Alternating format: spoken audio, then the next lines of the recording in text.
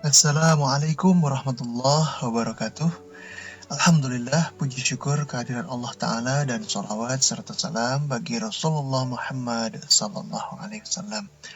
Senang sekali bisa menjumpai sahabat kampus semuanya dalam keadaan sehat dan dalam lindungan Allah Ta'ala.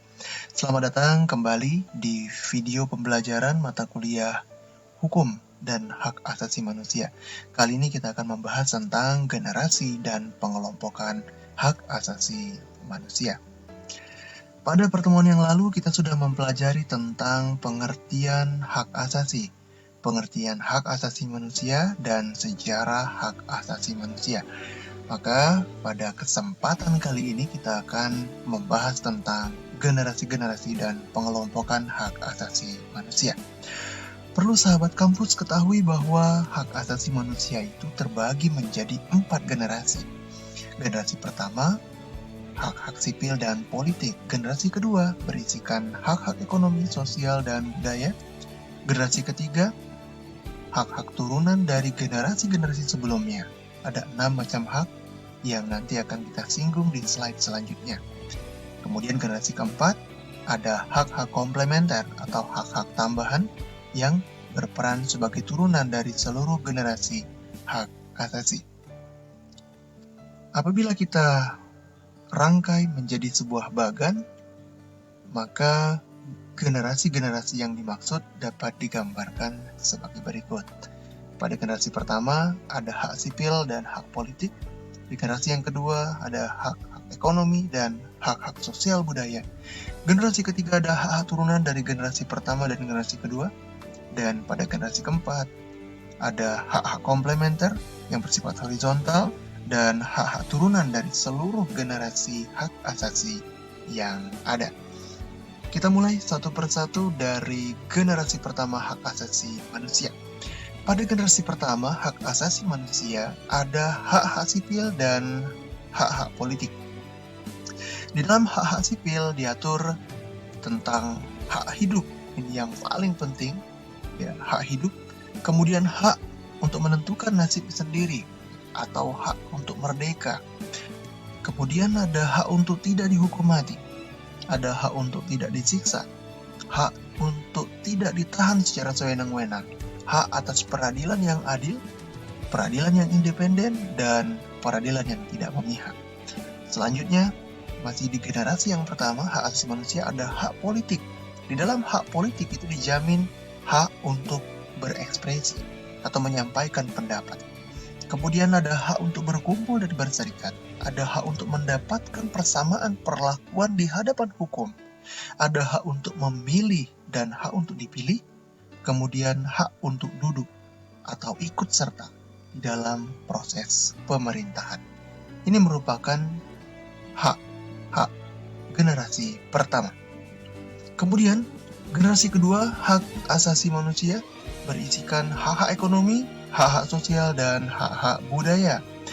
Hak-hak ekonomi itu intinya adalah hak untuk bekerja, hak untuk menentukan pekerjaan apa yang akan dilakukan. Kemudian hak untuk mendapatkan upah yang setimpal dengan beban kerja yang dilakukan. Kemudian hak untuk tidak dipaksa bekerja, hak untuk cuti, hak atas makan dan perumahan, hak atas kesehatan.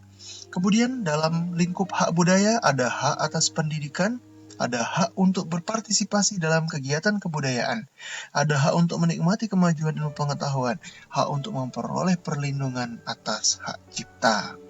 Kemudian yang terakhir ada hak sosial. Di dalam generasi yang kedua adalah meliputi hak atas jaminan sosial, hak atas tunjangan keluarga, hak atas pelayanan sosial, hak atas jaminan saat menganggur, sakit, cacat, menjanda, dan mencapai usia lanjut, hak ibu dan anak untuk mendapatkan perawatan dan bantuan istimewa, kemudian ada hak perlindungan sosial bagi anak-anak di luar perkawinan. Ini merupakan hak generasi kedua. Kemudian ada generasi ketiga, hak asasi manusia. Ada 6 macam hak yang merupakan turunan dari generasi pertama dan generasi kedua. Yang pertama, hak untuk menentukan nasibnya sendiri, baik dalam bidang ekonomi, sosial, politik, dan kebudayaan. Kemudian, yang kedua, hak atas pembangunan ekonomi dan sosial. Yang ketiga, hak untuk berpartisipasi dalam memperoleh manfaat dari warisan bersama umat manusia, common heritage of mankind, serta informasi-informasi dan kemajuan-kemajuan lainnya. Yang keempat, ada hak atas perdamaian. Yang kelima, hak atas lingkungan yang sehat. Dan yang keenam, hak atas bantuan kemanusiaan. Ini 6 macam hak turunan dari generasi pertama dan generasi kedua menjadi hak generasi ketiga. Selanjutnya, yang keempat, hak generasi keempat adalah perspektif horizontal. Ini yang disinggung tadi. Menurut Jimli As-Siddiqi, pakar hukum pemerintahan, ada suatu generasi lagi yang diakui, yakni generasi keempat. Hak generasi keempat adalah konsepsi dari hak asasi manusia yang dilihat dari perspektif horizontal. Menurut Jimli, semua generasi dari generasi pertama sampai generasi ketiga itu hanya melihat satu perspektif saja, yaitu hubungan kekuasaan yang bersifat vertikal antara penguasa dengan rakyat atau pemerintah dengan rakyatnya. Jadi dia tidak melihat dari perspektif horizontalnya. Maka dari itu, konsepsi hak asasi manusia pada 3 generasi pertama sama-sama menghasilkan faktor-faktor penindasan yang bersifat horizontal antar kelompok masyarakat. Bahkan sampai oleh produsen terhadap konsumen, yang sebenarnya pola hubungan kekuasaannya tidak bersifat vertikal ataupun hierarkis. Dengan demikian, jika terjadi konflik horizontal yang dipermasalahkan tetaplah negara, karena perspektifnya mutlak vertikal. Nah, hak generasi keempat adalah hak kelompok yang satu untuk tidak ditindas oleh kelompok yang lain, baik antar kelompok maupun intra kelompok di dalam kelompoknya sendiri, dalam pola hubungan horizontal. Ini merupakan hak asasi manusia generasi keempat, yakni perspektif horizontal.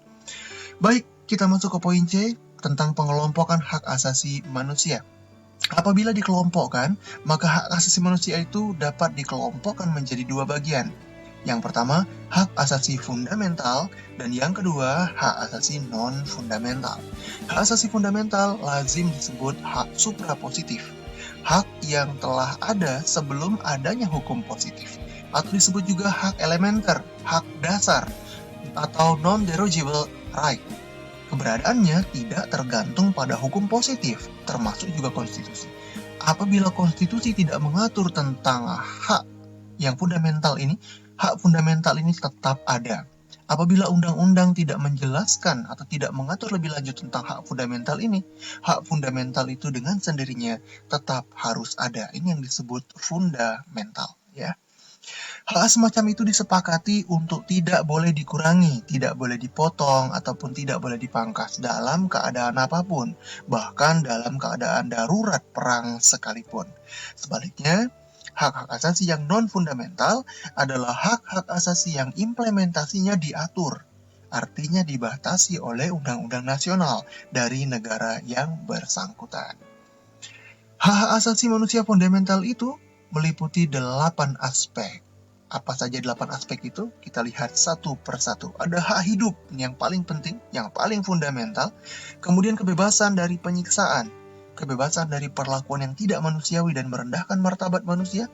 Kemudian kebebasan berpikir, kebebasan beragama, kebebasan dari perbudakan dan perhambaan, kebebasan berhati nurani, dan kebebasan dari undang-undang yang bersifat ex post facto. Kedelapan aspek ini merupakan hak asasi manusia yang fundamental, ya, yang diakui.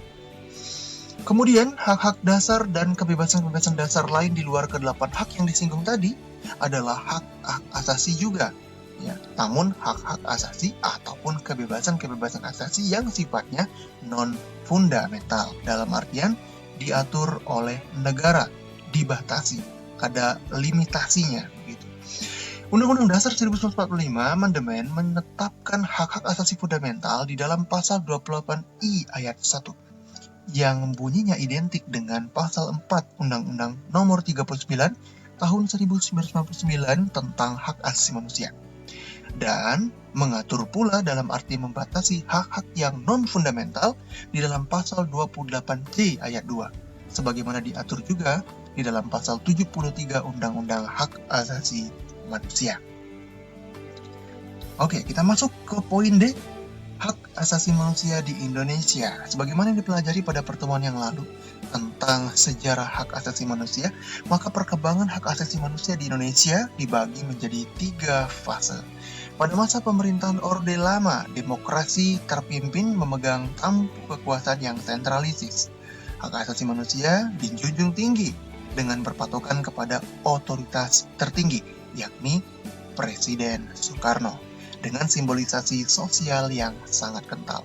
Hak asasi manusia diakui, tetapi sangat limitatif, tergantung otoritas tertinggi. Kemudian pada masa Orde Baru, sentralisasi juga masih terjadi, namun kali ini bukan pada orangnya, namun kelompok penguasa atau rezim yang memegang kekuasaan. Kelompok ini dapat menentukan hak asasi manusia secara limitatif. Mana hak asasi manusia yang diakui secara total, dan ada juga hak asasi manusia yang harus dibatasi. Jadi penguasa dalam bentuk kelompok penguasa, dialah yang menentukan bagaimana hak asasi manusia itu dapat diberlakukan di dalam negara. Kemudian pada masa era reformasi, reformasi ini merupakan dobrakan tentang hak asasi manusia. Pada tahun 1998, kekuasaan Soeharto runtuh, digantikan dengan reformasi. Mulai tahun 1999, pemerintah langsung menerbitkan Undang-Undang Hak Asasi Manusia. Reformasi ini hadir menggantikan Orde Baru. Pada masa ini, hak asasi manusia sangat ditinggikan, atau bahkan dapat dikatakan terlampau diagung-agungkan, sehingga menjurus kepada liberalisasi hak asasi. Ada beberapa hak asasi yang dalam tanda kutip kebablasan untuk diterapkan. Nah, untuk lebih lengkap tentang ideologi-ideologi ini, kita punya satu video khusus, insya Allah nanti akan kita kupas tentang hak asasi dalam perspektif ideologi-ideologi di dunia. Ada ideologi sosialis, liberalis, Islamis, dan Pancasilais. Insya Allah kita akan kaji di lain kesempatan. Baik, kita sudah ada di penghujung video pembelajaran kita hari ini. Ada beberapa kesimpulan yang dapat kita petik dari video ini.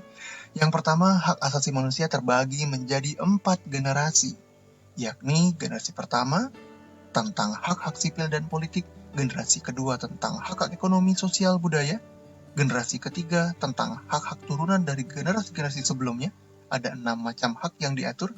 Kemudian generasi keempat tentang hak-hak komplementer atau tambahan yang berperan sebagai turunan dari generasi-generasi hak asasi, terutama yang sifatnya horizontal.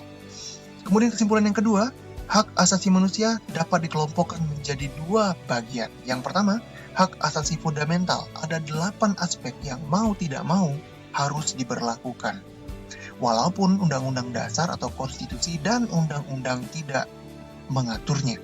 Kemudian ada pula hak asasi non-fundamental, ya, aspek komplementer yang diatur oleh negara secara limitatif, hak asasi yang diatur oleh negara secara terbatas. Kemudian kesimpulan yang ketiga, seiring dengan bergantinya pemerintahan, pengakuan terhadap eksistensi hak asasi manusia di Indonesia mengalami kemajuan yang pesat, terbukti dengan diundangkannya Undang-Undang Hak Asasi Manusia pada tahun 1999 di era reformasi. Ini saja yang ingin saya sampaikan pada kesempatan kali ini. Mudah-mudahan apa yang dibagikan bermanfaat untuk sahabat kampus semuanya. Sekian dan terima kasih. Mohon maaf atas segala keterbatasannya. Insya Allah kita berjumpa kembali di video selanjutnya. Wabillahi taufiq wal hidayah. Assalamualaikum warahmatullahi wabarakatuh.